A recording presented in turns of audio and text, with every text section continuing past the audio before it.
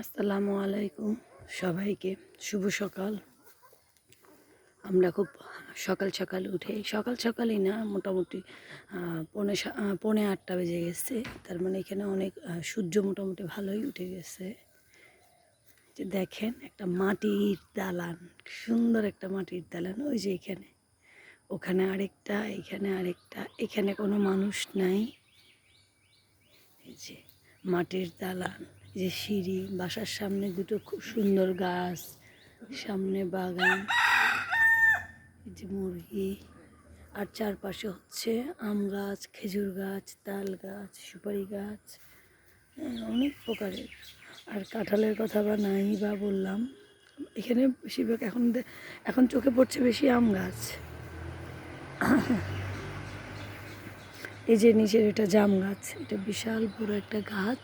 এই গাছগুলা, এটা বড়ই গাছ। এই যে বড়ই গাছের, প্রত্যেকের বড়ই গাছের একদম ছাঁটাই করছে। ছাঁটাই করার কারণ যেন বড়ইয়ের যখন সিজন আসবে তখন অনেক গাছপালা, ডালপালা ভালো হবে।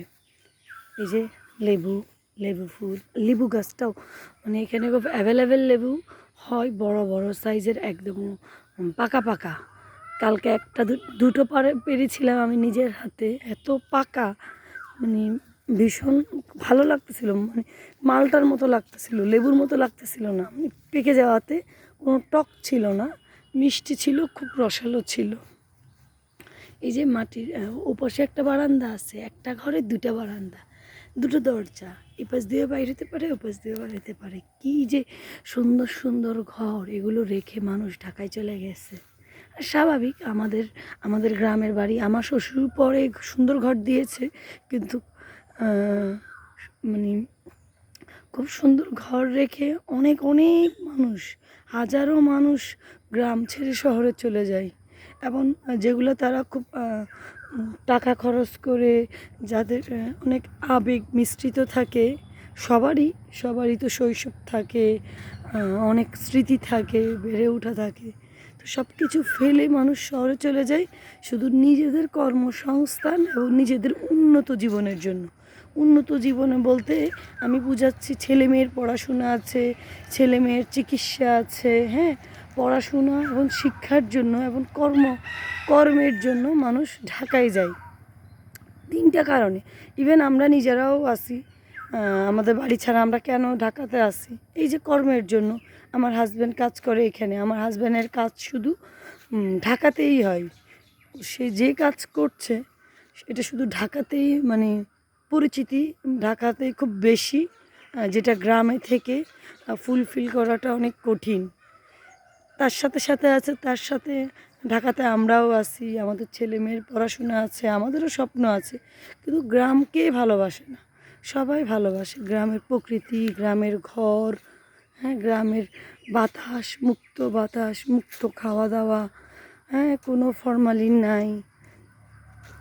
তো আমরা নির্ভেজালটাকে ফেলে দিয়ে ভেজালে ডুবতে হয়, ভেজালের সাথে চলতে হয়। ব্যাপারটা এরকম। কি কিউট মিষ্টি মিষ্টি ফুল দেখতে পাচ্ছেন? এটা কি লেবু গাছ? লেবু গাছের ফুল এমন কেন? লেবু না, এটা এটা হচ্ছে কমলা, সরি, এটাই সে কমলা গাছ, ছোট ছোট কমলাগুলোর গাছ। এখানে ছোট ছোট গতবার আমি কমলা দেখছিলাম। এই যে, এই যে জীবনের প্রয়োজনে, এটা একটা স্যাক্রিফাইস।